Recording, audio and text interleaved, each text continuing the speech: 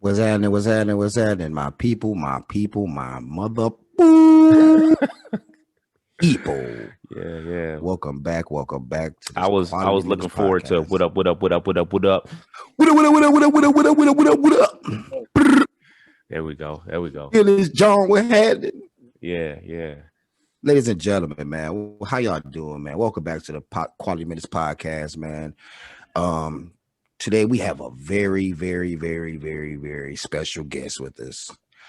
Um, He is a person that embodies what the Quality Minutes Hardwork Hall of Fame is all about. He's a hardworking father. He's a hardworking man, great in his community, very supportive. I've known this man for a very, very long time. Yes, sir. And it's an honor to have you, Frank. Ladies and gentlemen, we have Frank Henry in the building today. Give it up for Frank Henry. Let's give it up for Frank. Let's yes. What's happening? What's up? So yeah, definitely wanna second that, man. Good dude right here. I've known this guy since what, fifth grade, fifth grade or something like that. That's long enough to where my memory serves me correctly, you taught me how to ride a two-wheel bicycle. Ooh, that's right. What a time capsule. We did. Yeah. We used to work on you riding that two-wheeler, man. We made it too. Oh, shout out to Frank White riding that two-wheeler, man. Shout out to the two-wheel bikes. I finally mastered it. Yes. I'm glad you finally mastered it, Frank. I was worried for a little bit, but you got it, man. You took them training wheels off, man. You got it. Sometimes in life, you got to take off them training wheels, man. You 9 years old, too old for training wheels. Yeah. Whatever the time frame, man, you accomplished your goal, man. And we're proud to announce, and we're honored to announce that Frank is officially our very first Quality Minute Hardwork Hall of Fame inductee. Congratulations, Frank. Congratulations, Frank. Congratulations, Frank. You know what I'm saying? So, we're gonna get right into it. We're gonna have Frank kind of tell us about like why he's here and kind of tell his story a little bit. We're gonna just jump right into it, or we're gonna check in of the week. What we're gonna do? I mean, let's check in, man. How was everybody's week, man? Yeah. Well, my week was busy. Normal week for me. I know that's right, man. I work in the bar business. We do banquets, parties this weekend. You know. Have you guys been affected by any of that? Because I know you're in Ohio? Yeah. I'm out here. I'm like 5 minutes from the Football Hall of Fame. Oh, so you a Hall of Famer that's close to the Hall of Fame. Come on, man. What's the irony of that, man? You know, what's the chances? It was just meant to be.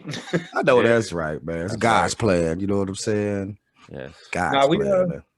Out here, it's definitely it's been rough on the bar business out here. We're closed. We got to close and have everybody out by like 9:50. And for people who like their alcoholic beverages, that's when things start to get going. So I thought it would like that'd be the time that the bars actually are kicking up in business. You know what I'm saying? Yeah. Sheesh. So we've taken a big hit on that. We're just blessed to still be here, man. There's a lot of businesses around us that didn't make it. You know, friends of my boss that are struggling that didn't make it. So we're rolling with the punches every week, and every week we open. We're just blessed to be open, man. I know that's right, man. Well, what were you gonna say? Go ahead, Greg. Oh no, because I was just saying, man, to wake up every morning is a mother blessing. It is. Gucci voice. Yeah. So Frank, one of the reasons why like we definitely inducted you is first and foremost, like you've been supporting from the very beginning. Like when we first launched, man, you were the first person to jump onto the website and make purchases, and you've made like 3 or 4 of the purchases since we just started the website, man. And you just always been a dude that's just been with us and down for us and had our back, man. So we definitely appreciate that. But there was some other reasons that you've overcome some obstacles, man. You got to tell your story a little bit, man. Share with the folks, with the people who are watching, like some of the things that you've been through.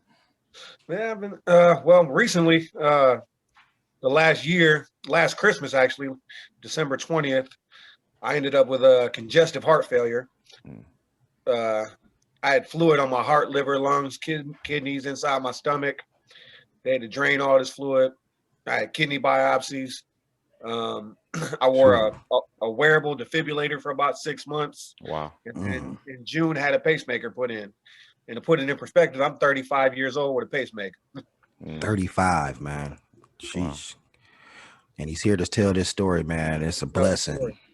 I went back to work in August, 2 months out of surgery, only because my lifting restrictions were over. Wow. I was allowed to lift over 5 pounds. So as soon as I was, it was right back to work. So making every minute count, man. Yeah. So take us to that time, like when you found out, man. Like what was going through your mind, like when that was when the doctor shared that news with you, man. Talk to us about that. Well, it was almost like a full week before they actually figured out what was going on. So, like, I'm one of those guys that never really go to the hospital. Like, if I got stitches or something like that, yeah. Right. But I never spent like extensive time at a hospital. So, about a weekend, they finally figured out it was my heart causing all the problems. Mm-hmm. I had a blockage on the lower part of my heart, so basically a blood clot, and my heart function was only at 10 to 15%. Wow. Which still to this day, my heart function is only about 25, 30%, which is why I have the pacemaker. Yeah. But now what type of, honest, I'd like to shout out this, they made me watch this instructional video about like living with congestive heart failure. And it was the most miserable thing to watch. Like, it just looked like people were on that video just waiting to die. You know what I mean? Like, wow. Right. You know, so I panicked. I'm by myself, in the hospital. I start crying, Yeah. Cause I'm trying to live through this. Well, there's this cleaning lady, which was next to me, the Spanish lady, and she was cleaning the bed, and I'll never forget her because she gave me that little bit of hope that I needed. Mm-hmm. And she, said hi to me. I said hi. She asked me why I was in there. And then before I could respond, she said, I know why you're in here, because you smile too much. Yeah. Okay. And that one thing, man, was like, you know what? This lady, truly like brought me out of that funk. Yeah. And then as I was allowed to walk the hallways and stuff, I found out that her husband was fighting cancer in the hospital. So for her to work her job in the same hospital and to be so kind to me while she's going through so much, it just put things in perspective for me. Most definitely, man. Because it's people, you never know other people's situations, man. And I was thinking the same thing. Sometimes that's all it takes is just a small taste of what's my words? Just something nice, you know what I'm saying? Positivity. Yeah. A bit of positivity can just change your whole atmosphere, your whole way of thinking, man. That's dope. Shout out to that lady who gave you that encouragement, man. Shout out to her. And thank you for not giving up the fight, bro. You know what I'm saying? Yeah. Because I'm pretty sure those videos were pretty fucking miserable. Like, you know what I'm saying? I bet. You know what I'm saying? Things probably look dire and, yeah. Well, you got to remember, too, all these people in this video are like 70, 80. Right. I'm a young guy. I was in full health. Right. I'm looking at these people like, they're on no disrespect to the elderly, but they're on their way out. Yeah. Exactly. So Frank, tell me like what caused you to initially go see the doctor and kind of check things out? Yeah, what kind of symptoms were you having that alarmed you? Well, at first, like my feet started to swell up, like my legs and my ankles. And I thought it was because I used to work 10 to 15 hour days. So I thought it was just from me being on my feet.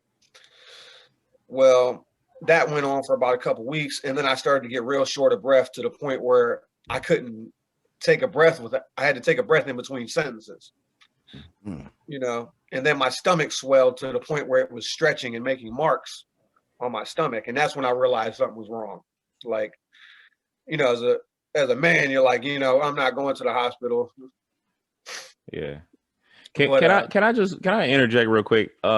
10 to 15 hour days is not something that human beings should be doing. Like, I just want to throw that out there, man. That's crazy, man. 10 to 15 hour days. Like, hey, sheesh. Well, I open the kitchen and help close the bar at night a lot of times. So the bar closes at 1. We don't get out till 4 in the morning. I got to be back at 10. So I did that for a good 4 or 5 months straight. Yeah. You sold a lot of Hennessy shots.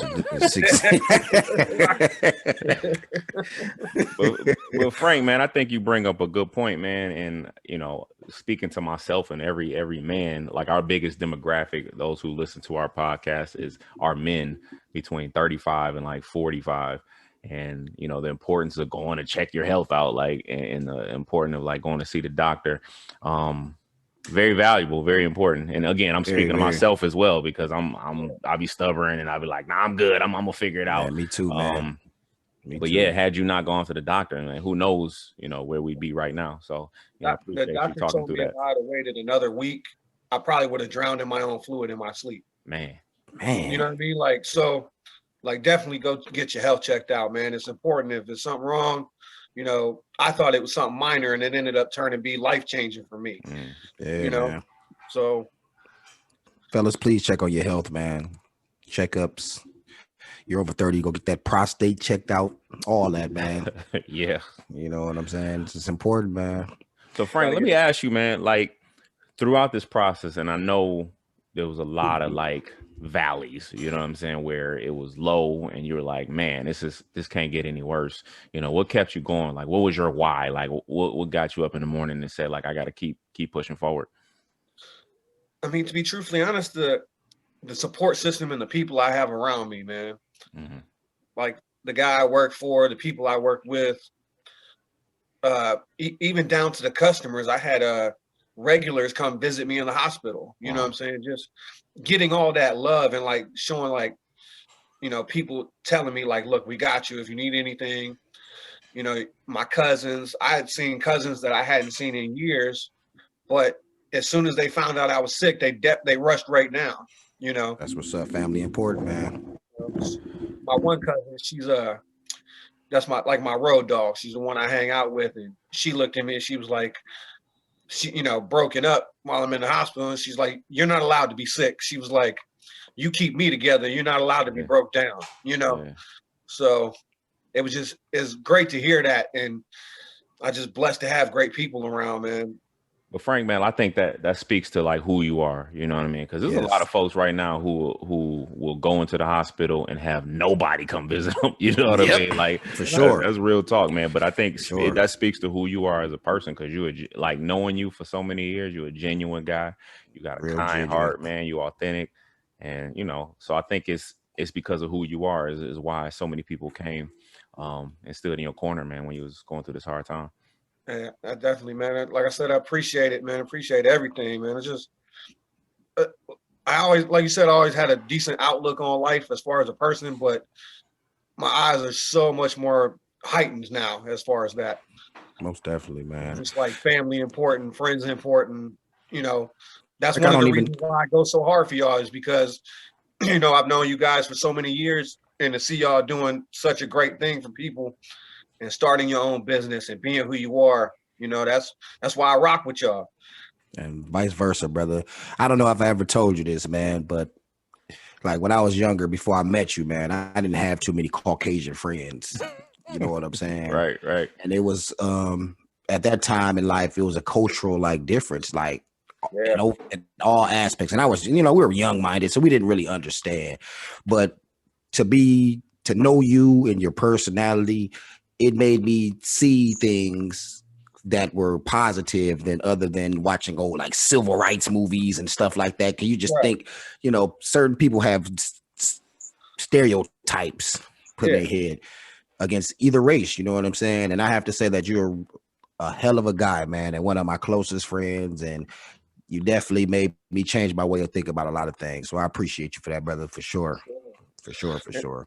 And speaking of that, like as far as that goes, moving to Ohio, coming from Detroit, because I've been all over Detroit. I've been in the southwest side of Detroit, over on the west side, on the east side. Detroit, what up? But moving out here, it was a big racial and cultural difference. Oh, let me just say, I thank God you made it out of the East Side, Frank. Thank God, Tremors didn't get you, Frank. I'm sorry. Go ahead. I was probably the one breaking into cars, to be truthfully honest. Wait a minute, baby, please wait. Hey, that's not how you make your minutes count, baby boy. Hey, statute of limitations. All right, my bad. Go ahead.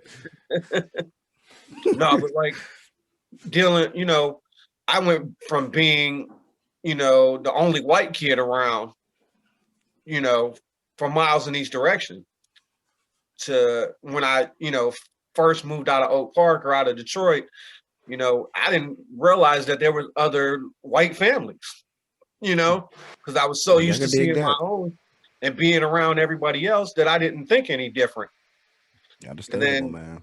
When I was 19, I moved out, or 21, I moved out here, and sheesh, the racism here is ridiculous when I moved here. Oh, I can imagine, man. Like, you know what? Like, you bring up a good point because, people think about the North and they feel like the North just has it all figured out. And they certainly don't. They certainly don't. I think I've experienced the worst racism in the North, particularly the Midwest. Most definitely. And it's a tad different as far as racism go, but the Midwest, the up north, they're pretty blatant with their racism. Like, they don't try to hide it. They just they'll let you know how they feel for sure. So for sure. But I want to say, like I say, man, we definitely acknowledge your hustle, your everyday grind, man. You are a person who implements what Quality Minutes is all about. Yeah. So with that being said, we will be sending you a certificate. We also want to give you an opportunity to choose a specific item free of charge from us. It can be something exclusive, whatever you like. We're going to send something special just for you. Nobody else will have this item but you, Frank. So once we'll wrap it up. We'll talk to you through emails and everything to get all the information set up like that, sizes, whatever the case may be. But welcome to the Hardwork Hall of Fame, brother. Welcome to the Hardwork Hall of Fame. If I had we need to get some sound bites. I would do like a cheer type of situation. Yeah, so you are Frank, this is history, man. You are the first. You are the first baby person in the Hardwork Hall of Fame, man. So shout out to you. So let me. I did want to ask you this before we kind of moved on. Was how are you making every minute count right now? After going, through the surgery and you're recovering, and I'm sure every day is a recovery. But how are you doing that now?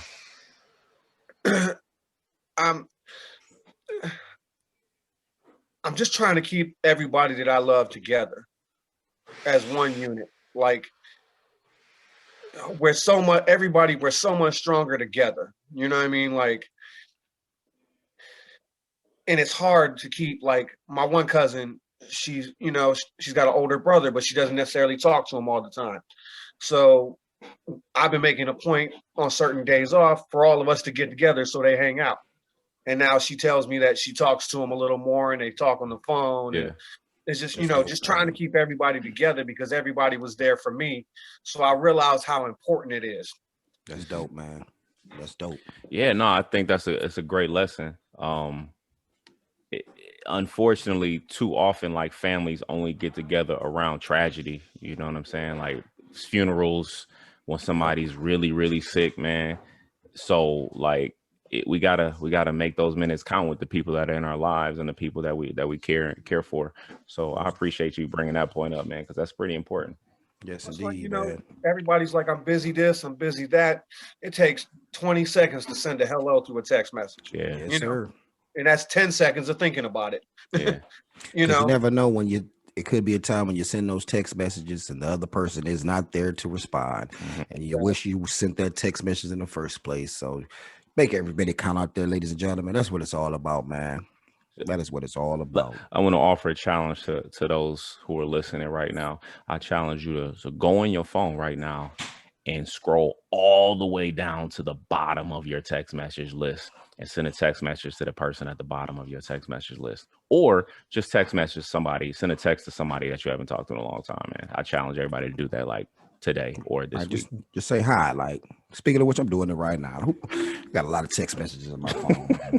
I mean, you can make somebody's day like that, to be truthfully honest, just a kind word to somebody. Like you said, you don't know what they're going through. True. Speaking of days, today is a very important day for me, myself, too. Today is my daughter Mia's 9th birthday. Yeah, Booty Boo. Happy birthday, Booty Boo. Happy birthday, Booty Lord Boo. have mercy. She's 9 years old, ladies and gentlemen. This has to be one of the oldest times I ever felt in my entire life. My back is hurting as we speak. My knees were cracking when I got out the bed this morning, but it felt good to get a call from my 9-year-old daughter and wish her a happy birthday. You know what I'm saying? Shout out to you, Booty Boo. Even though you got on my damn nerves for 9 years. Wait till she turns 16, though. I don't want to talk about that, please. Nope. That prom date. Ooh. Oh no, please. I got ammunition already prepared. Oh man, you see that first phone call from a boy, that first text message from a boy? Hey man, speaking of which, okay, so she had a little birthday party, right? Fathers, I know the fathers out there. So she has a best friend, which is a male little boy. And I don't like it, ladies and gentlemen. It burns my bridges. I don't like it. But I know it's innocent right now. Yeah. But her mom was like, we never know. That might be her future husband one day. I grabbed the little boy by the shirt, like, come here, man. Let me holler at you real fast. How about a shirt? Whose child are you just grabbing up randomly? Please don't be grabbing up other people's children. I'm nervous, man. I'm nervous. Like, your daughter getting old? Like, sheesh. Yeah. My baby girl. Yeah. Well, here's the thing. You just got to trust that everything that you've instilled in her and every lesson that you taught, like, that's going to resonate with her, and most definitely. What I do appreciate is that you pour into her positivity all the time. So, you tell her how pretty she is. You take her out on dates. You treat her like a little princess. So when some knucklehead runs up on her and says, "Oh, you cute," like, she won't lose her mind and be like, "Oh, I love him, daddy." Right. Because she's already heard that for so many years, that she's pretty and that she's been treated so well. So the knuckleheads running up on her, I think she gonna be able to, see between the bullshit. She was definitely I say I was a lot more wild before she was around, man. She slowed down everything as far as like my shenanigan level in the streets when she was born. So she was just real life changing, man. And just to see her growing older year by year, day by day, that shit's pretty amazing, dog. Because she started to act like me a bit, and I don't know how to react to it because I know I'm silly as hell. But just imagine a little clone of you just as silly. It's nothing like it, man. Shout out to the great dads out there, man. Y'all doing a good job, man. Frank, how's you got a daughter? No, I ain't got no kids. No kids. Okay, all right. Got it. I've raised a lot of kids. Right, yeah, okay. Well, that's even better. All right, hey, listen, man, I get it, man, and that makes a difference as well. So yeah, shout out to Booty Boo turning 9, man. That's crazy. Yeah. That's crazy. Man. I remember the first time you brought over to my house in your arms, swaddled like little baby Jesus. Like the swaddle with a little bundle of joy. Yeah. All that head there. Big mind in her school, you know what I'm saying? Man, chip off the old block. Hey, my man, hey. I thought we was gonna be 100 right here. I thought we were being real and honest with one another. Hey man, I'm just thankful, man. Speaking of being thankful, man, any plans for you guys for the holiday? Thanksgiving is in a few days, man. It's time to eat, my dogs. No, man. Y'all got anything special plans, Frankie Bev? I think I'm going to Marty's house for Thanksgiving, I think. Shout out to Marty. Shout out to the homegirl, Marty. Shout out to Marty. I don't know who Marty is, and our listeners probably don't know who Marty is. Who's Marty? She's a great friend. She's one of the people that was there for me a lot, and still is. It was like how guys have that one female friend is just like another dude they hang out with. Yeah. Mm-hmm. But like every dude loves her. You know what I mean?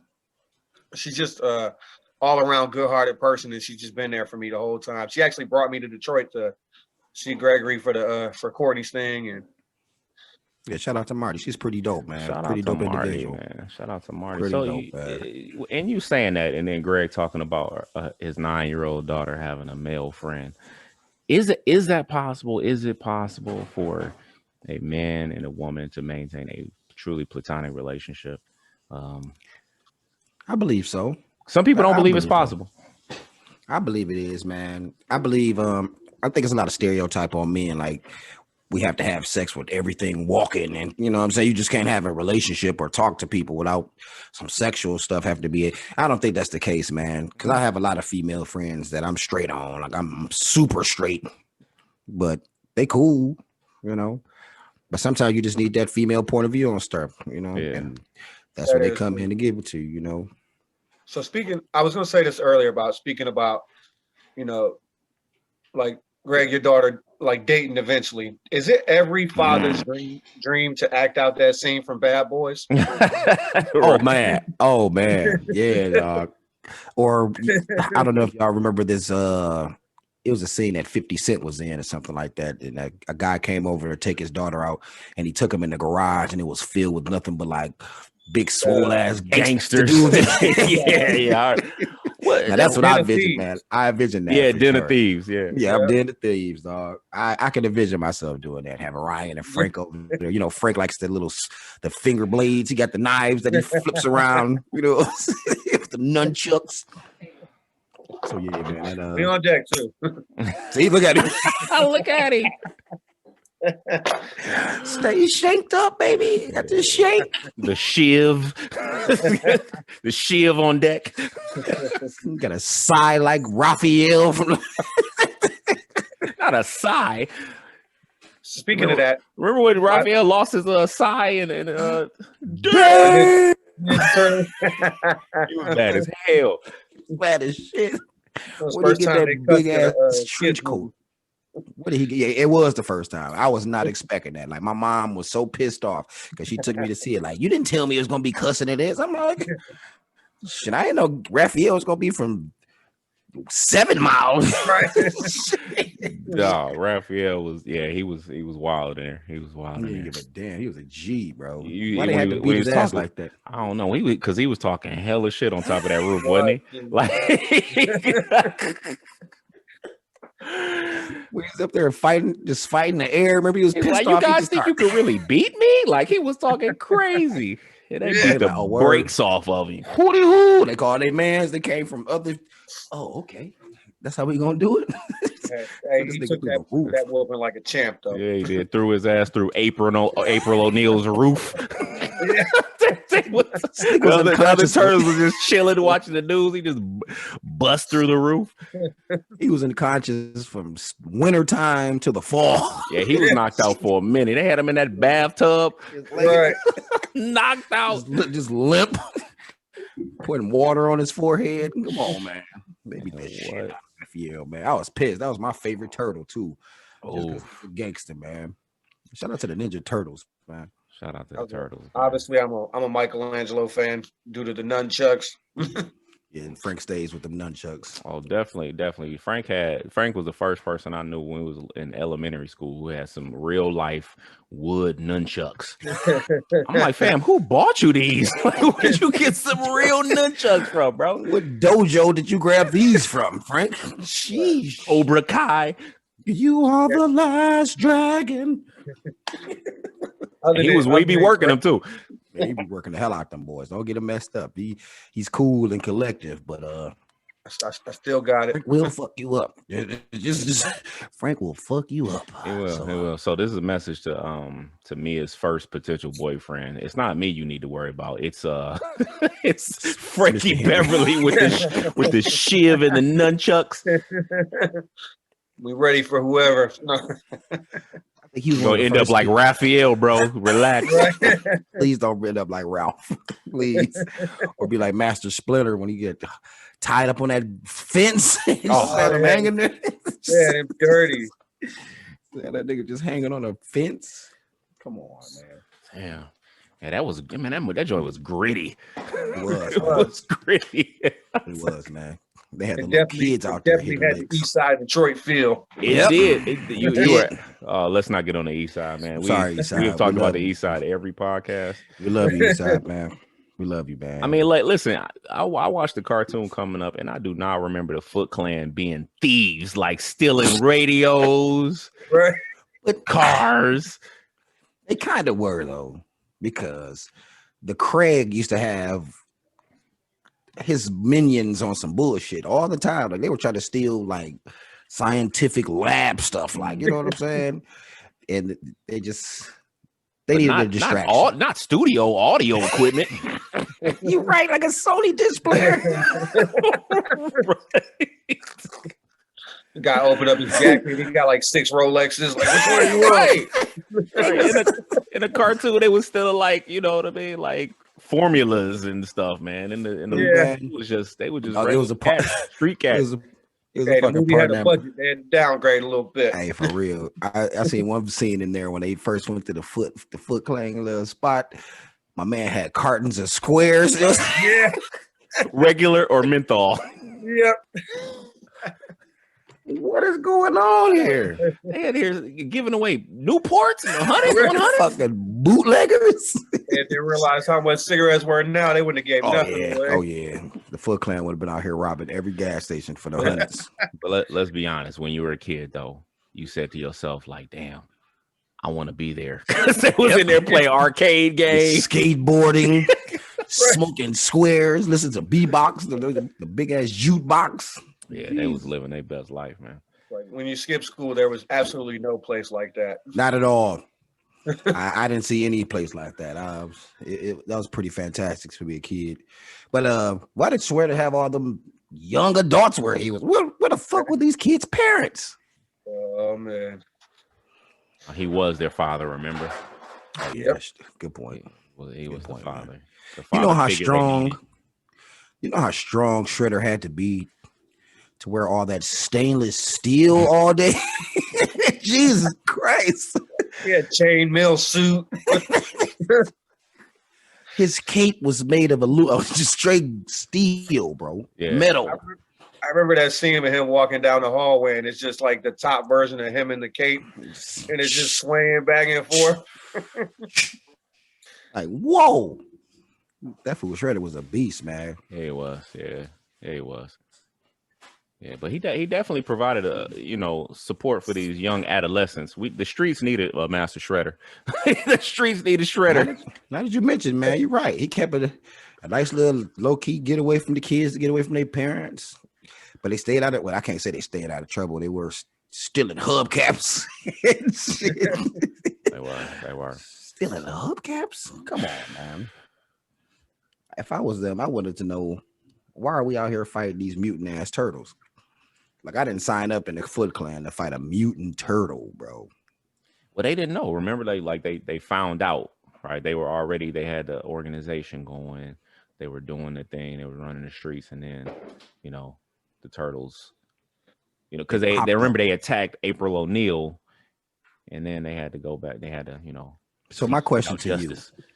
Now, my question to you, both of you, take yourself to be like maybe 13. No, I'm gonna say about 15, 16. That's average age of those guys. And you guys come across a female and a big ass 6'6" turtle comes out the sewer. Yeah. Are you guys gonna fight, or are you gonna reconsider your options? Like, well, before I answer this question, first of all, Raphael was walking around with a trench coat and a hat, and people were acting like they had no idea. Casey Jones didn't know he was a large turtle until his hat came off. Really? His hat? You don't see the green face? He thought it was a Halloween mask. That guy was huge, bro. Raphael was a big fucking turtle, bro. See that bulky back? Right. What's wrong with you? What the hell is that? See, that wasn't be my reaction. I would have got the hell on because Casey Jones only had a bat and 2 hockey sticks against a. He had a croquet mallet. No, it was a cricket. Cricket. Remember? Yeah, cricket. Yep. I'm not fighting a mutant turtle with a cricket stick and a bat. In a trench coat. In a trench coat, though.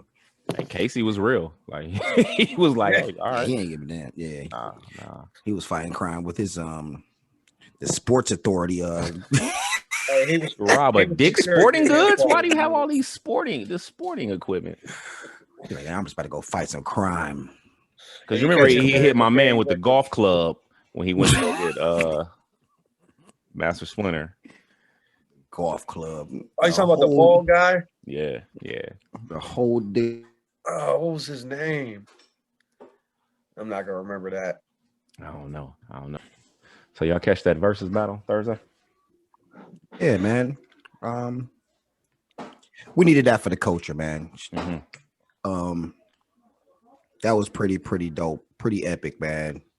Whether you whatever side you rolled on, that was a very, very epic battle.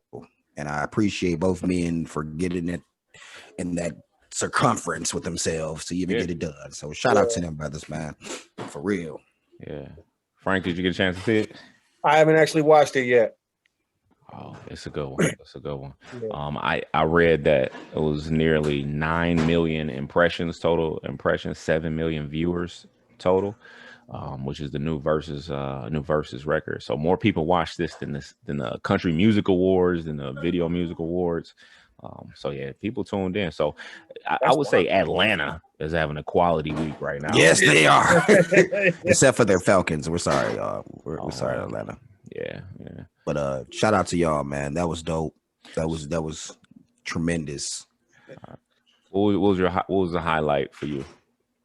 For me, I think would be the fact that I'm gonna go with growth, man. I'm gonna say because I didn't think it was gonna even happen. So the growth for both of them just to be in the same room, I think that's what got it for me. Like musically, we know they got hits, you know what I'm saying? It's just the fact that knowing the situation and over the years, because I knew I was listening to them when they first came out, man, and to see where they are from then to now, it's dope. Yeah. And that was my highlight of it, man. It was just real dope. It was pretty class. It was disrespectful / classy at the same time. You know what I'm saying? So I commend those brothers for that, man. What was your take on that, man? What was your best highlight?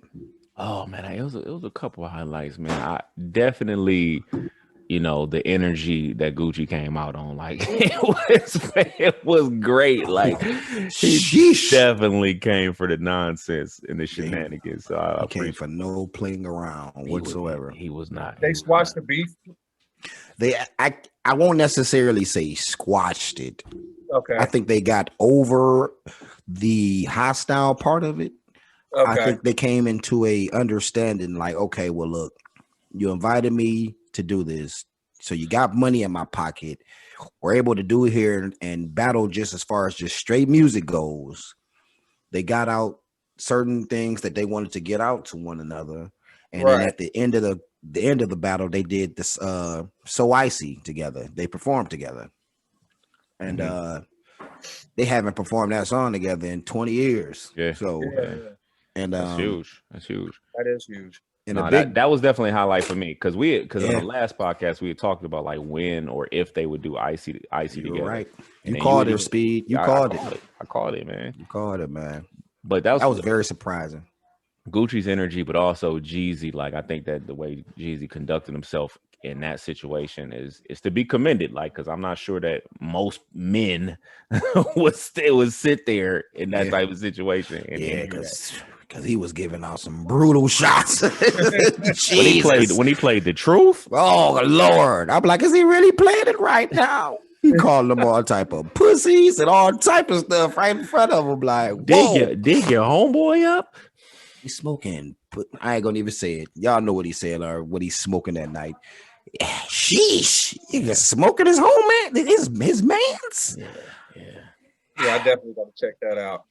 But what I do want, I want the whole. I'm sorry, Speedy. I'm sorry, but I want the world to understand. Jeezy and Gucci's beef is only Jeezy and Gucci's beef. All these people I see on social media get into it with each other and cussing each other out and going in back and forth about these two struggle. That shit ain't your problem, okay? Just listen to the music, enjoy it from what it was, bro. You worried about the wrong thing. Please let that shit go. It's been 4 days since this battle happened, and people are still on there. I can't believe these Jeezy fans, brother. Hey, man, aren't you at work today? Like, you know what I'm saying? You know what I'm saying? It's snow outside. Did you see that? Yeah. The Lions got their ass kicked again. You know, have you paid attention to that? You worried about the wrong things, man. Sheesh. Nah, you definitely got to commend that because again, like we talked about it in the last episode where both men have exhibited like tremendous growth. You know what I'm saying? I mean, these are street dudes, like real life street guys. And, you know, they've gone on, you know, Gucci got his health together, you know, man, you know what I mean? He's married, you know, same thing with Jeezy. Jeezy's got his like, you know what I'm saying? Like you gotta commend that, man, because, you know, as somebody myself who believes in like empowering our folks and empowering our community, particularly, you know, black men, you know what I mean? It's good to see them say, all right, it's been 20 years. We could probably move on from this. You know what I mean? Because what's the alternative? You know, I mean, they're at this point they're not gonna hurt each other because their situations are so extreme. Yeah, you know, they got too much to lose, but it's just unnecessary tension. Yeah, at this point. Yeah, nah, completely unnecessary. Progress. Yeah, progress, man. Shout out to them, man. I mean, it's, you know, it goes to show if they can get over, you know, somewhat of what they've been through. And that's some shit they went through. Yeah. You know what I'm saying? Yeah. Sheesh. But I look at it like that too, man. People to do the same. Yeah, man, because you never know when your time is up, man. Make every minute count, man. You can't dwell. I mean, that's something to dwell on, but that just showed growth, like you say, man. And shout out to them brothers, man, because I wouldn't even know. I can't even fathom the words I can say to that kind of shit. Like somebody trying to get you killed. So let me ask you, because, you know, again, I don't know the situation. I'm not, you know, I wasn't in Atlanta. I don't know what's going on, but from what I know, it was Jeezy put $10,000 out to take the icy chain. Still this chain. To steal Gucci's chain. Dudes ran down on him while he was in somewhere, and then in self-defense, Gucci killed one of Jeezy's guys or whomever showed up. Whoever was there, right. Yeah. But see, I was just thinking about it as far as like I looked at it somewhat like in both kind of views. Like it's like Gucci said, like, man, if somebody tried to kill you, you know what I'm saying, then self-defense is just what it is. Mm-hmm. But my thing is like, for somebody just to catch a body, people might talk about it and think that shit is just like something you can just brush off. But I'm pretty sure that it's some mental kind of shit that comes along with killing a person. I don't care if it's accidental or premeditated. I'm pretty sure your mentals have to be some type of way after that kind of shit happens. You know what I'm saying?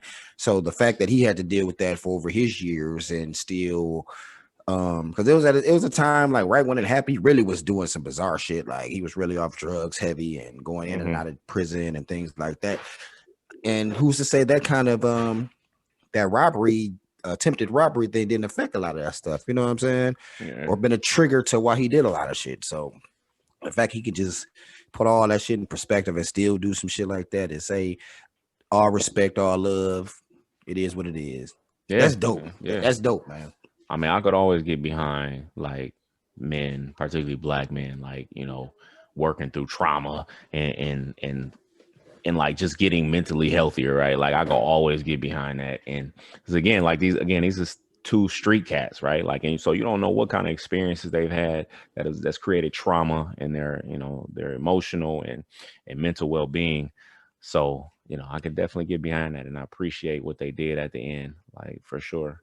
Because again, the alternative is that they continue the nonsense and then more bodies, you know, drop. And the last thing we need right now with recent deaths of like King Von and thinking about Nipsey and all these other cats. Like we don't need no more. Exactly. And I was just about to say, look how many people had smaller beefs and aren't here to live to even talk about it. So you know what I'm saying? That's dope. That's dope. Good progression. Yeah. For sure. So so I went in last week. You had said go listen to all of Outkast. That was one of your recommendations last week. And so I went in to listen to some Outkast, and I have come to the conclusion that Andre 3000 is the best rapper alive right now. Like now I'll say it with this caveat, like he's not the most accomplished rapper. Like he's probably not made the most money. He probably doesn't have any solo albums, but in terms of rapping and like getting on a track and just rapping, I don't see anybody better than him right now. And prove me wrong. I really can't say too much against you. 3 Stacks is like we called him, an alien. I think a lot of stuff he says go over people's head because they don't. I don't understand. I don't know how it does, but this guy is magnificent when it comes to a mic, bro. It's quite stellar, the kind of shit that comes out of 3 Stacks' mouth, bro. Like sheesh. Any beat. I mean, I listened to a joint with him and Anderson .Paak, and then listened to another joint with him and Future, and then listened to another joint with him and Khalees, and it like just any beat, fast, slow, or in the middle, like he just goes on there and just goes crazy. Honey baked ham. Shout out to my boy Frank too. Frank got bars too, man. I don't know if you guys are following Frank Henry. Follow Frank Henry on Facebook. My dog got bars. Okay. I keep a little something in the chamber. Oh, that means you got something in the chamber right now. I know you're gonna hit us with a couple. Ooh, give us a couple. Don't say you got one in the chamber and you don't hit us with a couple. Hey, I always got them. All right, what you got? Some bars, Frank. Give me some bars, man. I was blessed, I suppose. God's gift of a lyrical dome to expose foes deep dark in the zone where we pop chromes and thugs die away from home. So every day I tell you I love you, missus. Hug you with lots of hugs and kisses that lug. I'm Rick and ducking and dodging these streets so slugs be missing. Hope she never have to see me in a hospital plugged with stitches. Without her in my life now the love is missing. Every year I flow, my flow gets sicker. My metaphorical editorial is the equivalent of a riddle wrapped up in an enigma. Unstoppable when I'm in full throttle. Run bars into the inside of my pen is hollow. Show stop with no act to follow. He was stoned with blunts, brews, and bottles. Caned off stage like a bad act at the Apollo. See my murderous rap, verbal attack, slashing your throat, collapsing your hopes. Bullets feel like hot butter when they come out of that toast. Talk your shit, Frank. Talk your shit, Frank. They talking about shit. I'm quitting in my quarrels while coagulating blunts and quantities. Could be counting quantum physics with my mental astrologies. Ever searching for peace and equality, a victim of social geography. Causing monotony with these hip-hop monopolies. If we was battle rapping, I wouldn't return to my anal domini. The doors are locked, so try and stop me. I'm a colossal colossus, brain made of cosmic properties, counting bars of constellations because of conversation like Socrates. Wait, pause. That's enough. That's enough, Frank. That's too much for free. I'm sorry. You want more? You better tap in. Frank Henry, Till, what's up? We in the building. Yes, we ain't like these other rap. Like what that nigga Flunk Flex. We ain't like that. We got bars up here.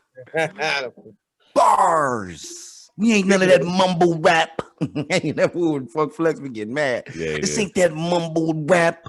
Bow wow. That Black Thought freestyle was probably one of my favorites. You said what was that? I said that Black Thought freestyle on Funk Flex is still one of my favorites.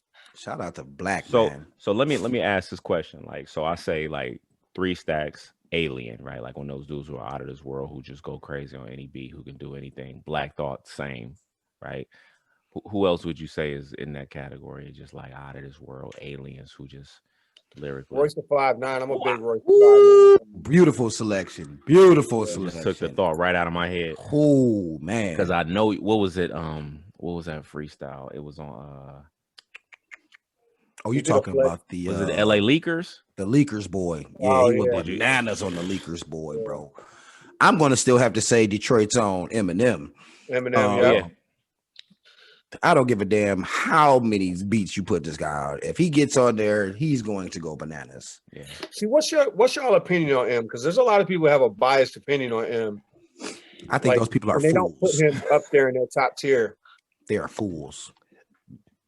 Like, I think they're trying to. I think they take away from the fact because he's Caucasian. Yeah. Like the black community, they accept it, but they don't. They rather give those praises to some other people. Mm-hmm. But if you just sit and listen to the body of music and his word patterns and his style, and there's probably a handful of people, if that could compete in a fucking lyrical exercise with Eminem. Yeah. so right. freestyling as well. So M has to be in the top tier of lyricists. No, songs, all the songs aren't the best. You know, he's not hitting you with platinum shit every single time, but every freaking beat he gets on, he demolishes. So yeah, what was that? The one on his last joint with was it Juice World? He did it. What was the name of that song? God, what? That Kamikaze shit. I'm still on Kamikaze shit. He was going crazy on Kamikaze, bro. And that was the old essence of him, like back in the Slim Shady him. The Lush Lounge joints. You know what I'm saying? So Stacks, Black Thought, M, Royce, anybody else you will put in that like that alien top tier category out of this world. I mean, you could go as far as like Twister and Tech Nine and but then you just get, I mean, that's complicated. That's like, man, that's stacking bars on a whole different level, you know, like. So my argument against Twist is that like when he slows things down, he's not the same Twist, right? Like he's not, you know what I mean? I think I think you can make an argument. Still talk crazy. I think you can make an argument for sure. What about Nas? Nas, yeah. Now Nas, that's my guy. That's my guy.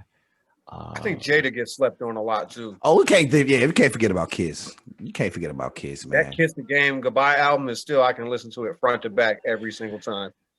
So now I think we just talking about like music. I'm talking about dudes who get on crazy tracks and just like, because I can't think of a 3K verse that you never liked. That was like, oh, he did pretty terrible. I can't think of that. You got. I can think of a Nas verse, a couple of Nas verses. I agree with that. What about Kendrick? Would you put Kendrick in there? Kind of, sorta. Kind of, sorta. Benny the Butcher. Fuck that. I'ma say it. I'ma put him in there. My nigga Benny. Benny can get on any track that I've heard thus far, and it's been 3 years now, 3 year span. Every single thing he has put out in these 3 years, he had bars, and he was talking bananas. So I will say Benny and Conway.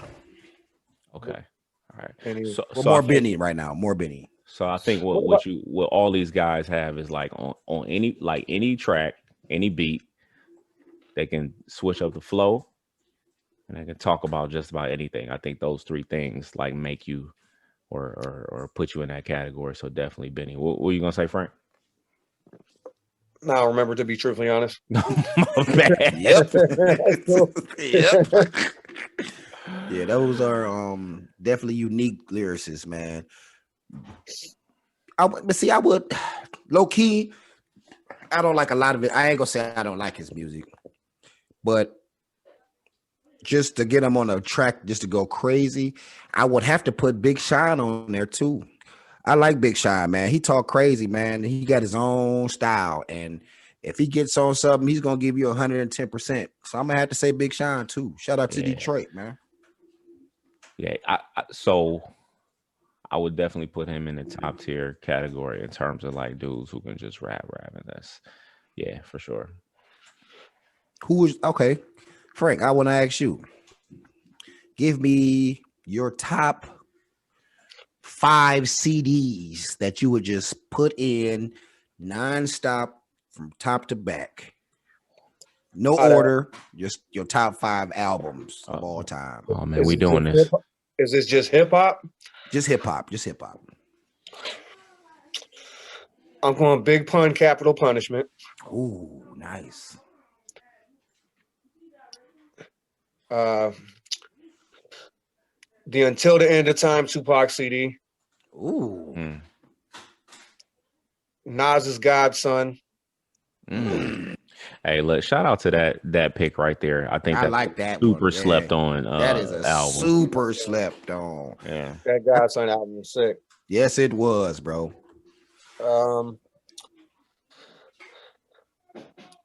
Styles P, Super Gangster. Ooh, Alone in the Streets. Yep, that's my joint, baby. And for my fifth,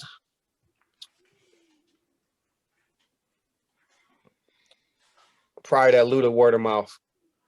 I like that pick. Hey, I like that. Hey, that's a good album right there. I forgot about Luda. Shout out to Luda, man. It is. Word of Mouth. That was the first joint, wasn't it?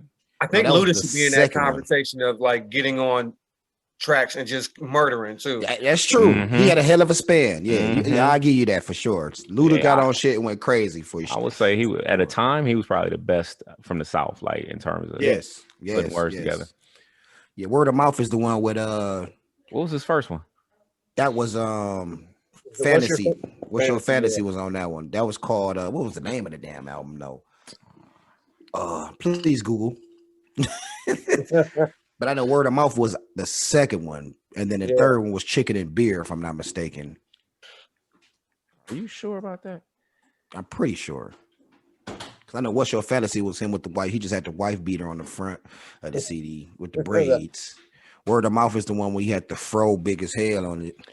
Oh yeah, this one had area codes on it. It had Go to Sleep. Woo! I used to love that. That Go to Sleep bump so hard. And that shit used to bang, bro. Freaky Things. Oh man. Good. Oh, good picks. Things we've been about. That was my shit. That cut up. Yeah. What was that? Do that one more. What was that again? Freaking things we be about. That could have. That could have. Yeah, that was my shit. I listened to that shit the other day too. Good picks. Like you often don't hear you often don't hear those joints that you just pick, but those are solid albums. What about you, G? Okay, let's see. Top 5. I'll have to go with Tupac. Me Against the World.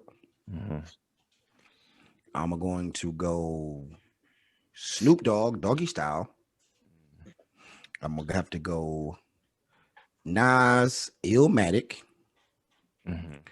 Outkast, AT Aliens, and my 5th. Give me the Ready to Die. No, I ain't gonna say Ready to Die. Life After Death, Biggie. That'd be my top 5. I could just put that shit in and just. I done had numerous road trips where those 5 CDs got me 15 hours there and 15 hours back. Bumping the same joint. So that'll be my 5, man. What would you go with, Speedo? Let me see. Blueprint. Jay-Z Blueprint. Life After Death. Late Registration, Kanye West. And let me see.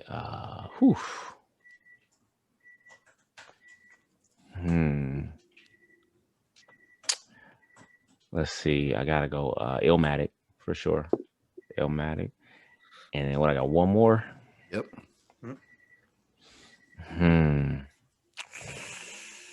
Oh, I don't know, man. Give it to us, please. Pause. Shoot, I mean, Ready to Die, or did I say Machiavelli? Did I say Machiavelli? No, you didn't say Machiavelli. Machiavelli. That's the one. Can't say I forgot about Machiavelli, but sheesh. Yeah, Machiavelli. That was that shit right there, man. Damn, Machiavelli. People sleep on Machiavelli, man. Yeah, those are 5.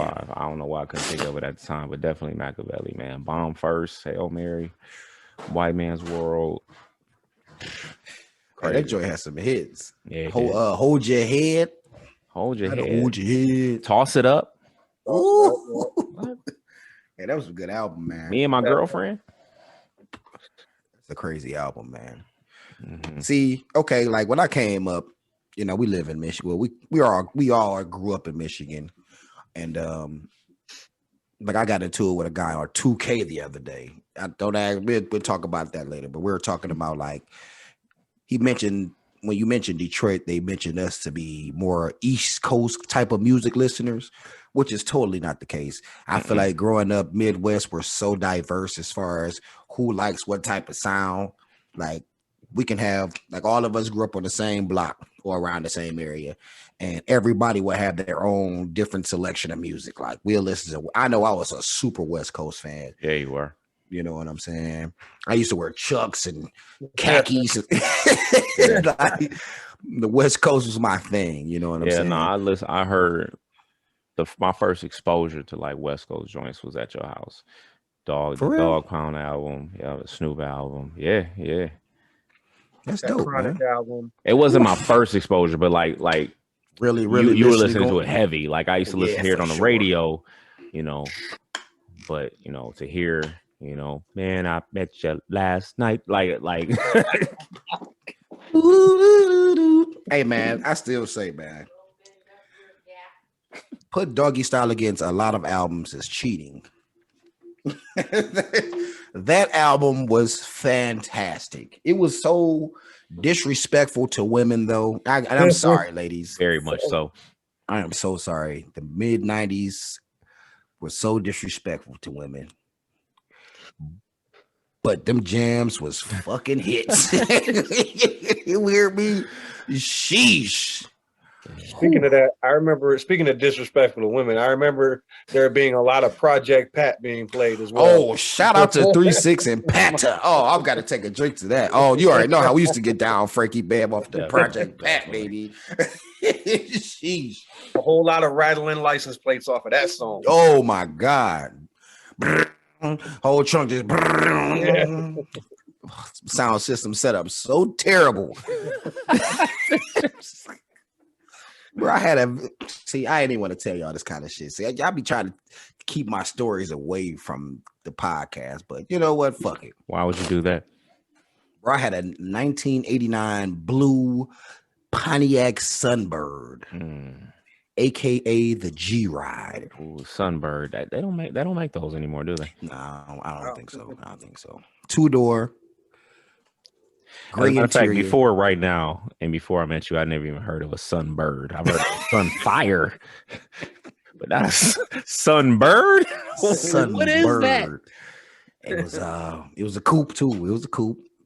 But when I tell you that coupe fit 8 motherfuckers in it at all times, bro, that bitch was a minivan with 2 doors. In one particular point of life, and the music, man, we used to be riding. And I remember one time my whole radio went out. Whole radio. We was devastated. Trying to go to the aisle. Shout out to Belle Isle when they used to be banging. Oh, and I had a house radio in the house. And you know what I did? I put that motherfucker in my car, baby.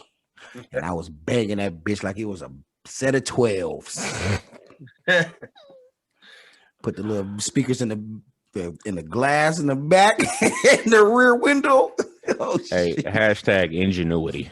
Hashtag nigger rigging. To be all the way 100 right now, I got a Bluetooth speaker as a radio in my car right now. Hey man, you gotta make. You gotta shout out to. You gotta make it shake, baby. Hashtag make things happen. Make it happen. Hashtag no excuses. But no, my favorite vehicle of yours was the caddy.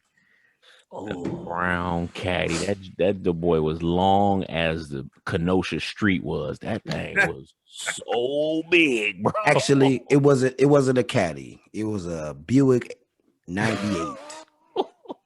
It's an 89 Buick 98 2-door. That brown boy? Yeah, the brown boy with the bench seat. Oh, and at the time, ladies and gentlemen, I'm only 5'6.5". By that time when I had that car, I was like 5'3". So my feet, like, I was so small in the car. But that bitch used to roll so good, dog. Whew. If I would have hit anything, somebody had to pay like that. It was straight steel. That boy, bro. was a moving living room on the inside, man. I love that car, man. I sold that car for $1,000 because times were tight, man. Yeah. That shit hurt my heart too, man. I'm surprised you got 1,000 for that, boy. Right. No, it wasn't bad. You would be surprised, man. Was it in immaculate condition? Very much so. The bitch ain't even have 100,000 on the dash. For real? Yeah, because I bought it from my buddy Justin. Shout out to Justin, Quality Minutes. He bought it. It's crazy how I got it from him, bro, because I guess he didn't have a battery in it at the time, and he was going to school at Eastern Michigan. So I'm like, man, what you doing with the car? He's like, well, look, bro, if you can get this bitch started, just give me 200 and you can have it. I said, what? So I came from Detroit to Eastern Michigan. Ypsilanti, shout out. Yep. With some jumper cables. And I got in that bitch and cranked because he said he couldn't start it at all. As soon as I got in the car, that bitch cranked right up. He was like, here you go. I gave him the 200. All right. Thank you. Peace, nigga. Shout out to my dog Justin, man. Shout out. Sometimes you got to hit licks on your friends. Sorry, friends. Hey, he made the offer. Right, the offer. He threw the oop. I just came down with the slam. That's it. Right. That's all I can say, man. Dang, yeah. You got it, but you got to have the sounds in the car, man. You have to, man. Music is a way of life. You have to have music to do anything. And to those companies who be like, music is prohibited and all this, man, fuck you. Okay. You don't know why. You know how good I work with music behind me. What companies you talk about? I'm not gonna say no names. I'm not gonna say no names of these companies. Companies know who you are.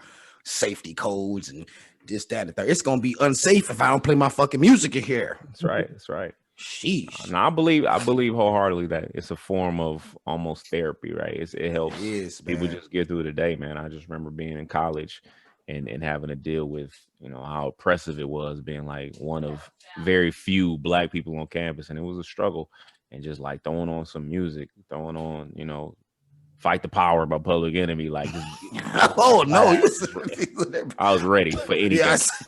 Ready to turn up on anything or anybody. Relax, please. Not Fight the Power. Sheesh. Were you watching Do the Right Thing when you was playing? Listen. Sheesh. Yeah, no, I was Huey P. Newton in college, man. I was. Oh man. Let me tell you what. I was. Did you had a beanie? Did you have a hat on? The little, what's the name of it? No, beret, little beret. Yeah, beret. Black gloves. With the black cut off fingers. Nah. Knuckles cut out. Anybody know the knuckles? Ooh, the knuckles. My pops used to have a pair of them gloves, man. Like, why are you wearing these gloves, man? Not the pat leather with the cut off knuckles. Sheesh. Fucking palm be sweaty as hell. Sweaty palmed. That's a tough guy glove right there with the knuckles out. With the knuckles out. You're about all fisticuffs. Gotta watch out for him. A guy walking the bar with some cut off gloves with the knuckles out, you gotta pat him down twice. You need to watch out for the dude walking in the bar with the gloves with the fingers cut out. And you not working out? What you doing with the gloves on? Well, speaking of bars, since Frank work at a bar, give us one of your craziest stories, bro, from being in the bar, man. You want like a bar fight, or damn? Did you ever have to put a person in the bar and slide them down like the old Western? No. So last 4th of July, in Canton, there's a ton of bars. So like 4th of July comes, we could be slow, we could be busy. So this particular 4th of July, we were pretty slow. We ended up closing around like 10, 11 o'clock. Well, in the process of us closing, this guy walks in. He's an older guy. I want to say late 40s. Sits down, has a drink. You can tell he's been drinking all day. It's just apparent. Like he's drunk as shit already. shows up in the bar, and it's apparent that he's already really drunk. So I'm actually working in the kitchen. I'm still closing the kitchen. Right. He buys a couple drinks for people. It's just me, the other cook, and the two bartenders that are there at this point, other than him. Well, the one bartender comes back and she's like, "Nope, time for this motherfucker to go. He's got to get the hell out of here." So I go out there, and he's sitting on like the corner right before you walk into the bar, and he's got like his money strewn around, and he's just sitting there. And I lean over and I say, "Hey, bud, it's time to go. We're closing up. Gather your money." Right. He puts his finger in my face and he goes, "Fuck you." He mushed you? Well, he didn't touch me, but he put his finger in my face. He's like, "Fuck you." So I was like, "Look, you got one more of those." Hey, for real, right? I was like, "Look, man, I'm trying to be nice. Pick your stuff up. It's time to go." He goes, "Well, I got a gun. I'll shoot everybody up in here." Now, not everybody. You don't have that many bullets. So at that point, whether he has a gun or not, it doesn't really matter. The thing is to get him out of here. Yeah, for sure. So, I'm still trying to be nice to this guy. At that point, he tells me, "Fuck you" again, points in my face. So I grabbed him one of these, Pete. He gave him one of these. Fuck you. Yeah. Oh, straight man. in my face. Not the finger on the forehead. Disrespect. Right. So Go ahead, Frank. I pick this guy up. I walk him around the bar to the front door. When we get to the front door, he takes his hands and he reaches like this. So You pick him up like a baby, Frank? You say just wait. Whoa. Let's get back to the fact that you picking this nigga up. Did you pick him up like a baby? Just or you throw him over your shoulder like Forrest Gump did Bubba? I picked him up by like his underarm and just like walking him out. That's how drunk he is. He's letting me walk him out. Okay. So when we get to the door, he reaches. Now, I'm not going to take that chance. Not at all. Right. This guy, he's about 155, maybe 160 pounds. At this point, I pretty much Jazzy Jeffed him out the door. not the jazz. Like, he went flying. He must have went flying a good like 10 feet. And he was so drunk that he didn't even brace himself. He just face first on the concrete. Oh, with the jazz face first? Face first. Blew his glasses out, face, Oh. So I turn around, I go back in, and the one cook and the bartender are standing there, and they're like, their mouths open. I'm like, I threw him. They're like, "Yeah, we heard him hit the ground. Thanks." Like a bag of rocks? Jesus Christ, Frank. Damn, is that business as usual? Did everybody just continue on? Yeah, we heard. Okay, well, give me another drink, motherfucker. Frowns for everybody. Back to these chicken fingers. So they go out there to check on him, and this guy's mad, of course. He's telling her like, "Oh, you guys beat me up, this and that, this, that, and the third." And the bartender's like, "Nobody beat you up. We threw you out of here because you're threatening to shoot everybody." Right. So I go out there and I'm like, "Hey, bud, I'm still trying to get him an Uber and get him home." You know what I'm saying? Shout out to you. Yeah, shout out to hashtag kindness. Right. Kill with kindness. He turns around and he's telling me like, "Oh, you're okay. I like you." I said, "I'm the one who threw you out here on your face." Like, but that's how drunk he was. He couldn't even remember that. Hashtag forgive and forget. In 3 minutes. So, well, I'm glad you were safe out that situation, Frank. Did he ever come back? Was he armed? Was he armed? I never found out. I'm glad you didn't. Yeah. Was he a regular at the bar? No, I never seen that guy before at all. Did you see him afterwards? Nope. One thing I'm gonna say, when he wakes up the next morning, that face is gonna feel some kind of way. Oh, Jeez. Everything. It was already like his lip was swollen, his half of it was like bruised. Oh, like he didn't brace himself at all. He just face first into the. But it's their safety against his. So I had to make a decision, you know. I've never got that shit face in public. You know what I'm saying? I've been certain places and got drunk, like, but it had to be like a house party or some stuff. Like I've never been like to the point I can't walk out of a bar or anything like that, man. How do you? I mean, I know how people get like that, but nah, I couldn't see myself doing that, man. It's too much, man. It's too much, Yeah. especially at this age. The recovery is brutal. The recovery. I take that back. I was shit faced one time.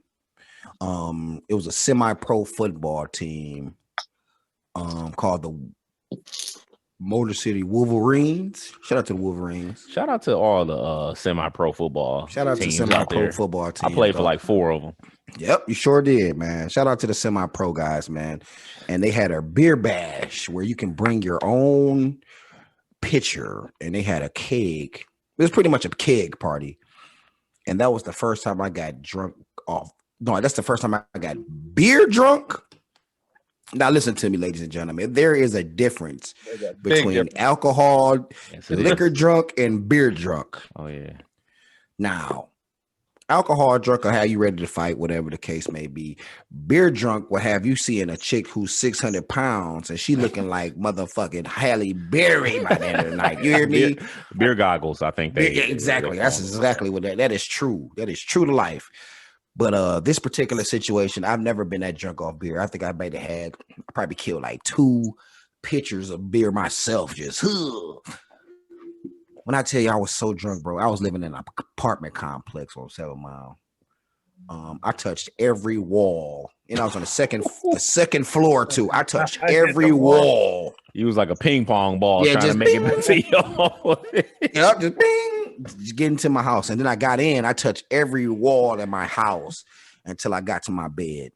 Don't matter how much I threw up, I was still drunk. Like beer drunk is a whole other thing, man. Those people who get drunk off beer, I'm afraid of y'all. Yeah. Cause you talk about gasoline. Shit.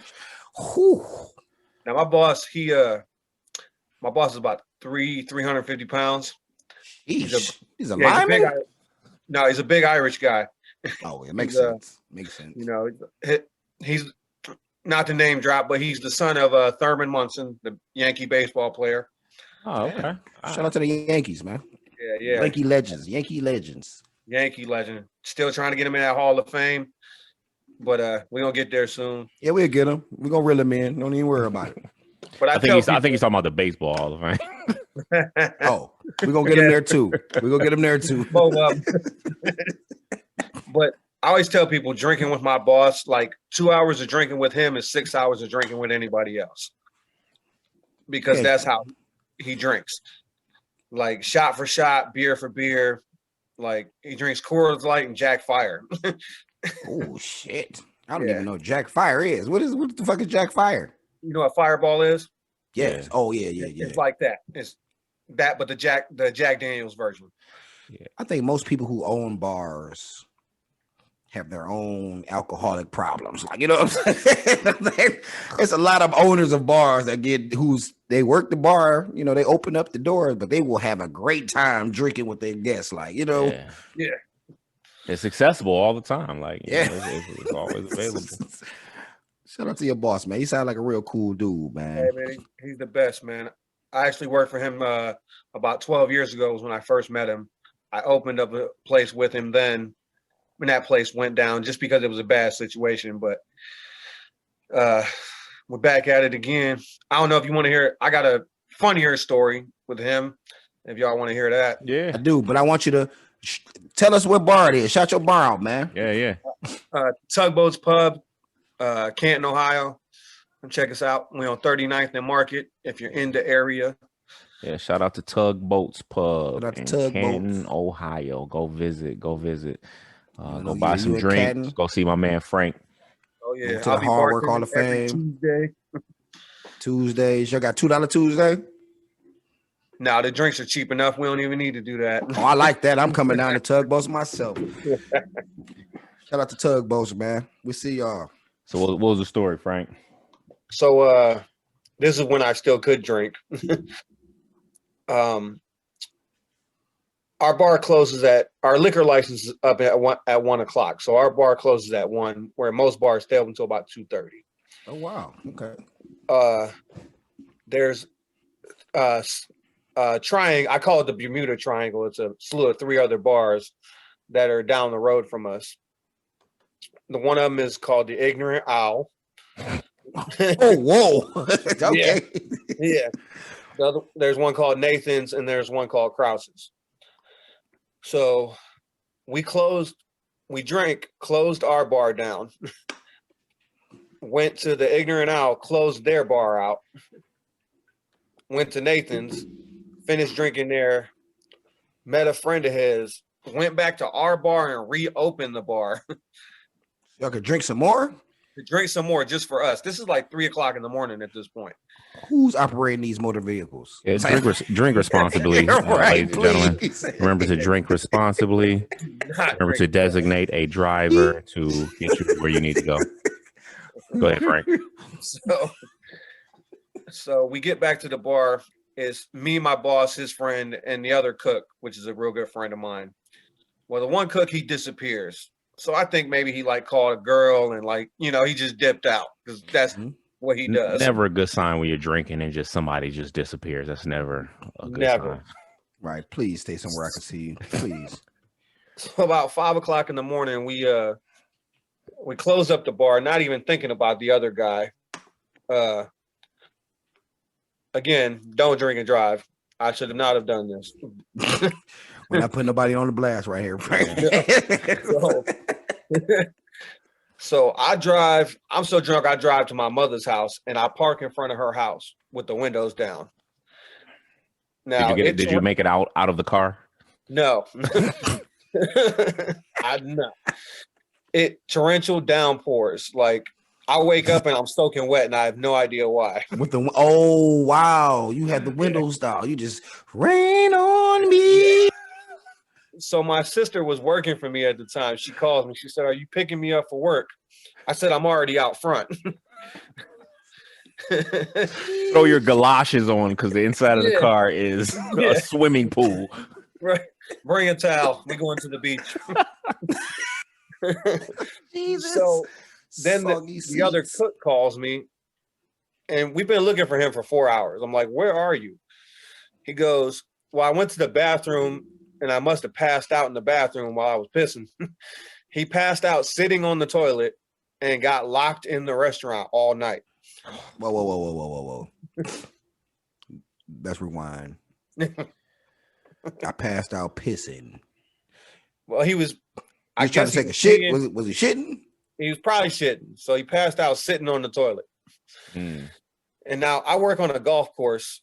The bar is on the golf course. So when the rich people getting fried, jeez. Yeah. So when the golf crew comes in, they, unset the alarm and they open up. So he had to wait till 8 o'clock in the morning to even come out of the bathroom so the alarm didn't go off. So he had to sit. So he had to sit on the shitter the whole entire night. Yeah. So he was so drunk he probably didn't even care. No, he didn't. So I call him back after my sister gets in the car and I'm like, "Where are you?" He goes, "I'm at a friend Bobby's, which is down the road." When I get to Bobby's, he's laughing. And I'm like, "Why are you laughing?" He goes, "You should have seen this idiot trying to walk up my driveway. He's still drunk. It took him 15 minutes to get up this dude's driveway." Sheesh. Stumbling back a mile long? Yeah. So needless to say, we were all about an hour and 15 minutes late for work the next day. That's a miserable day of work right there, bro. Oh my God, to go right back to work after that? Miserable day of work. Yeah, nothing sucks more than having to go to work off a hangover. Or just tired, didn't get any sleep. And that's when all the work comes your way. All the important work comes your way that day. Oh my God, something that's never happened in the company is happening today. There's a fire in the kitchen. Well, listen. Hey, man, that bitch burn today. For us, it's summertime. We're on a golf course. There's a swimming pool on the golf course. So we have the bar patrons, the golf course, and the swimming pool to cook for and to serve drinks to. How's your golf swing? I've never touched a golf club a day in my life. I've never golfed either, man, other than putt. Yeah, same. My first job was a caddy, Oakland Hills Golf Course. Ooh, I've always wanted to be a caddy, but I didn't want to hold nobody else's fucking bags all day. Listen, man, it is. You got to be in some shape. Yeah, because I mean, you know, the walk at the very least is about 1.5 miles, 2 miles you're gonna walk total. It's a lot of walking, and then you have a bag over your shoulder. It's hard labor, man. But you know, I'm thinking back, like I was this young black kid carrying the bags of all these affluent white dudes. You're right. So, like, it's because as a caddy, right? Don't you have to know your have some knowledge on your clubs? So yeah, for like the most advanced caddies, right? Like those guys who've been doing it for a while, they're the ones who could make recommendations about like what kind of clubs to use. You know, I was just a beginner, so I was just there. You know, what club do you need? I grabbed the club and give it to him. Like that's it. You didn't try to learn the game, Speed? I mean, I did. I learned a lot about golf in my time doing it, but it was tough.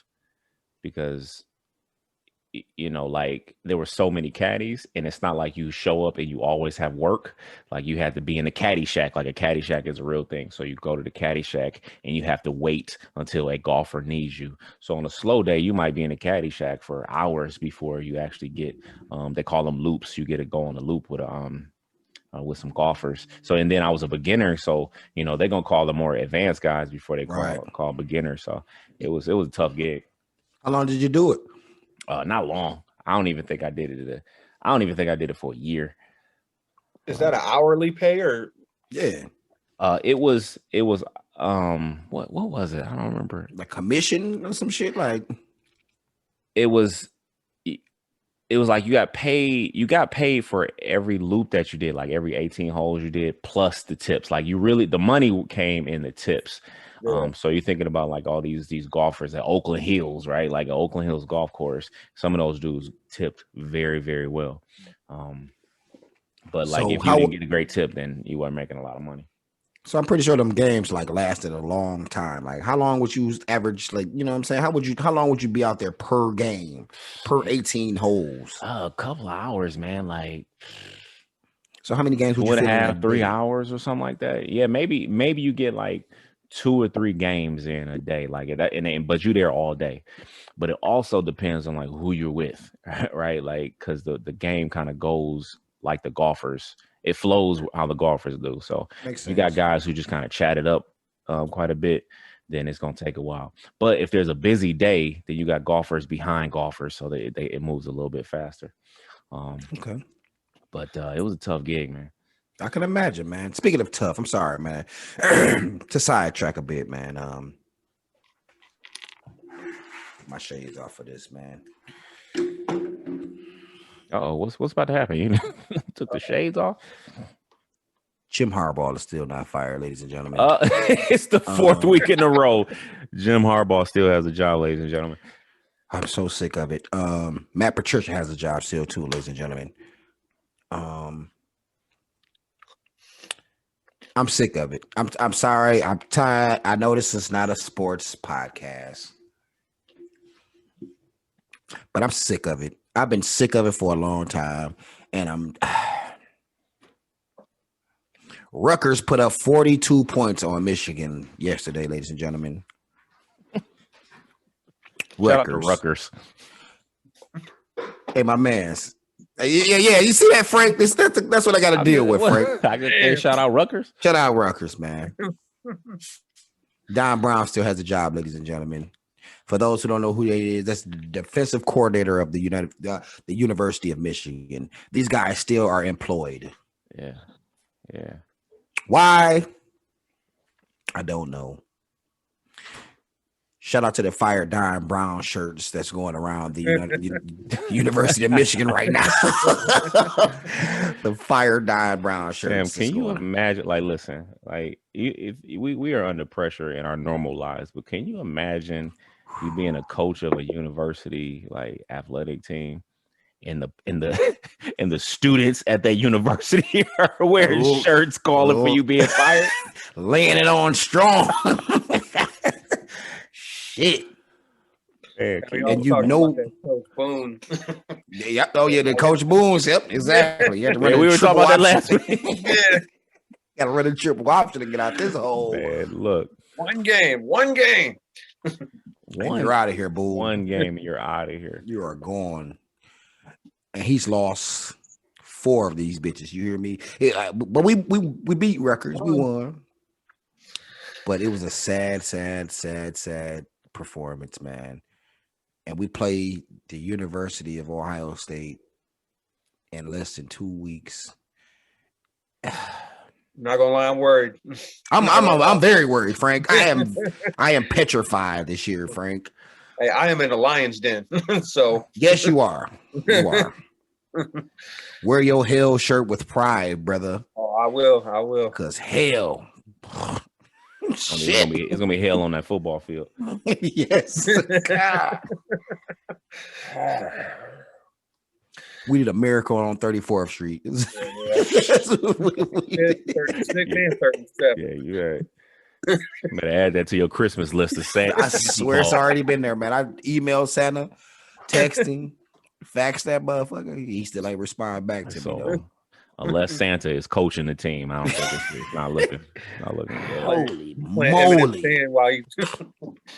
But since we are here, we're all fellow Detroiters. How do you guys feel about these Detroit Piston moves throughout this free agency? If you have paid attention, the Pistons have made a lot of moves within the last few days because, free agency and trade deadline. Now, it's not the trade deadline, but free agency is rolling around. We got rid of Christian Wood. We got rid of Luke Kennard.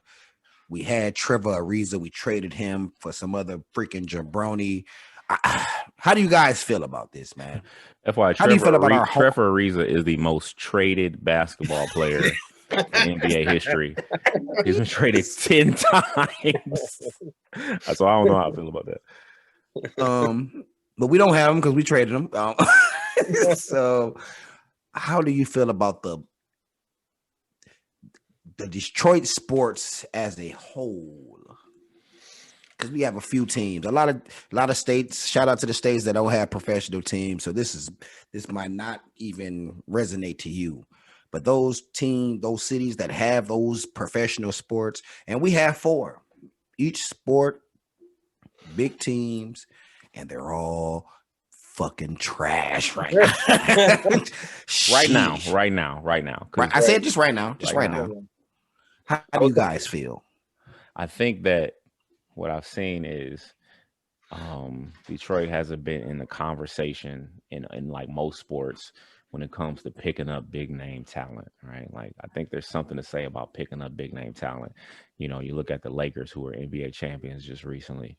I mean, they have big names and big name talent: LeBron James, Anthony Davis, and now they're talking about getting Montrezl Harrell.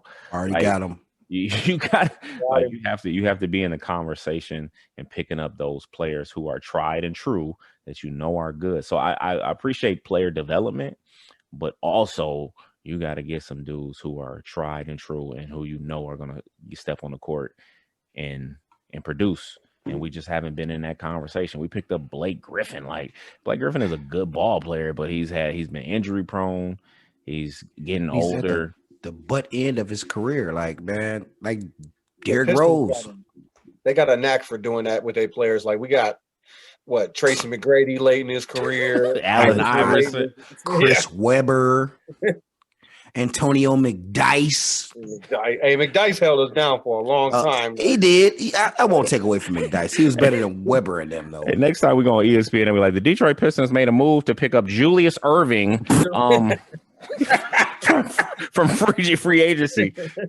Breaking news: Charles Barkley has decided to leave TNT to suit up as a Piston. He signed a $5 million deal with Dunkin' Donuts, and they're giving him $100 million to come join the Pistons in his later years. And what is it? A combo deal. Charles Barkley and Sean Kemp will make it their way to the Palace of Auburn Hill.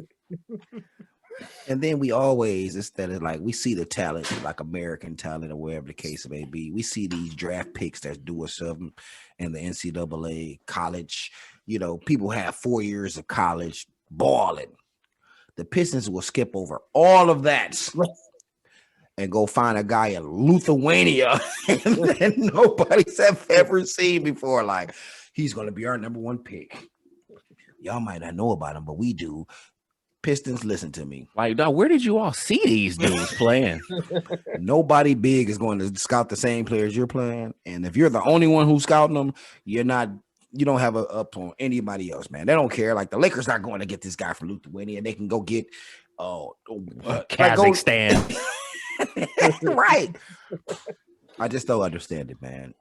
I feel like the Fords need to sell the organization.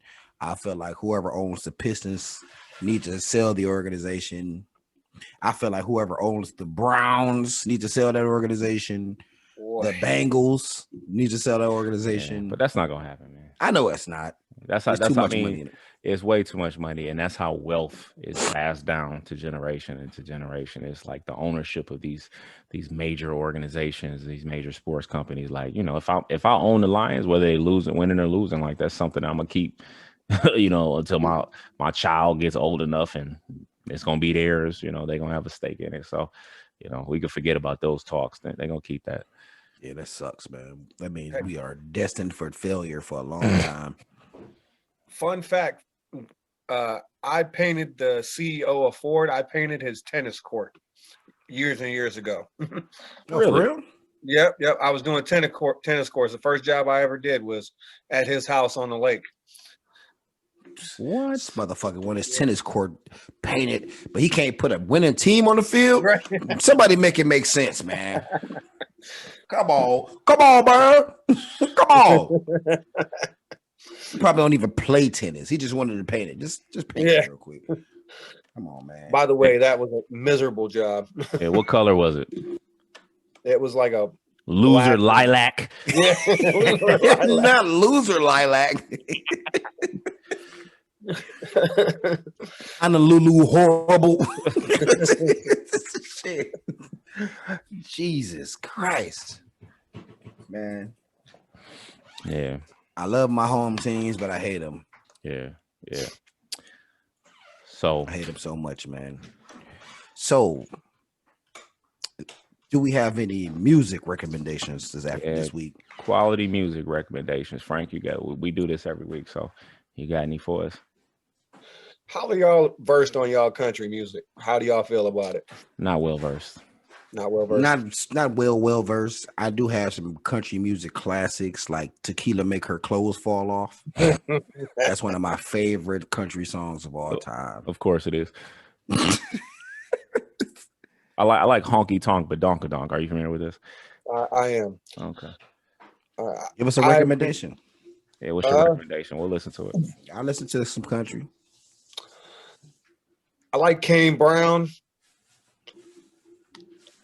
Cade Brown? Kane Brown. Is it Kane or Cade or Cade? Kane, like Kane. Okay, Kane Brown. Kane you got Brown. an album for him or just a song or just him, period? Just him, period. He's got a nice soulful vibe on it. It's a newer kind of pop country. Okay. He's light skinned. Yeah, light skinned dude. Shout out to him. Yeah, can't see that. Rock. Yeah, I know it's kind of blurry. He looks like The Rock. No, he actually looks like Jack Levine from the from the Bulls. Okay. And Chris Stapleton. Look up. If you know they did Tennessee Whiskey. Yeah. But his music collection is real soulful, real. I dig it. And what's his name again? One more time. Chris Stapleton. Chris Stapleton. Okay. What you got for us over there, Speedo?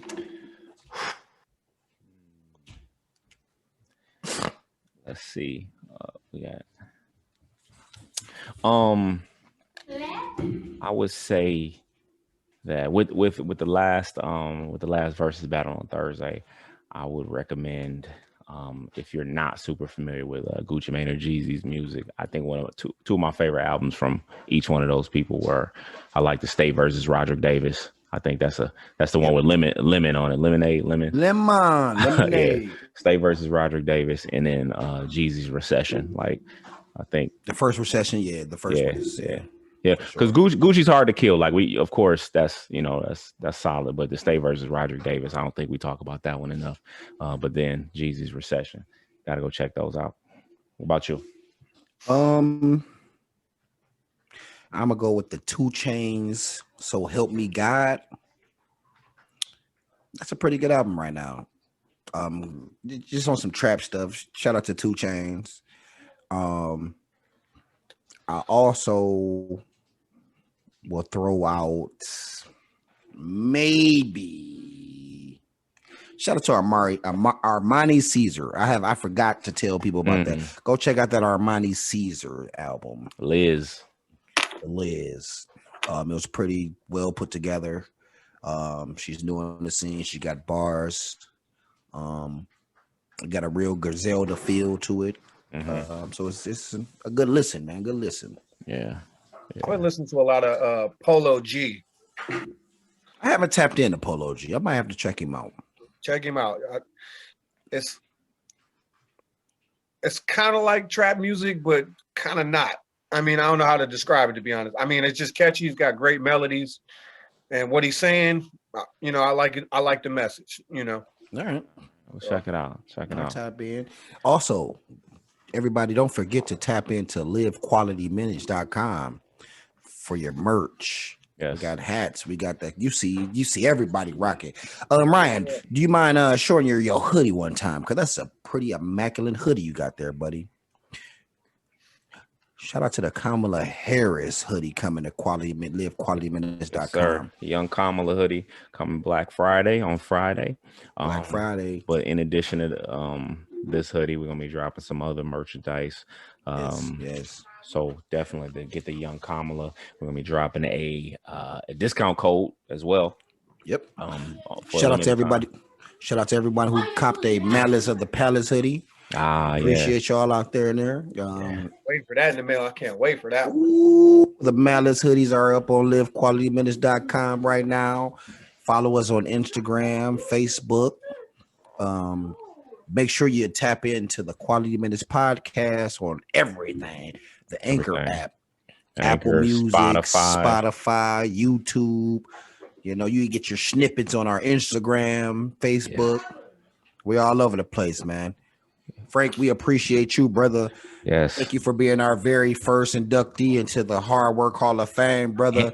You deserve your goddamn accolades. You're great. Continue to be and officially our first guest on the. Yes. Hey, I appreciate that for sure. Are y'all going to start having continuous guests every week? We're putting it all together. Our next one, we're gonna try to put something together. I don't want to put it out in the world now. It don't happen. So we put it together. But I thank you so much for being maybe you do put it out there, because last week you said, I promise we will have a guest for the next podcast. Boom, and here we go. We got one. And you made it happen. Sometimes you got to put it out in the atmosphere. You're right, Frank. We're gonna have somebody next too. And she might be cute. Ain't that right, Kimberly? But thank you though, Frank, man. Thank you for being a person that we do it for, man. You fucking rock. You know what I'm talking about? Yes, sir. Shit. Thanks for not giving up on yourself. That's right. Your health or your wealth, man. Keep being fantastic, brother. Salute. Yeah, salute, and continue to make every minute count, y'all. Yes, sir. Is that a piece of meat? What the piece of chicken? Oh, chicken. Oh no, please. Shout out to the cook. Y'all take it easy. Take it easy. Quality Minutes, man. LiveQualityMinutes.com. Holla at you.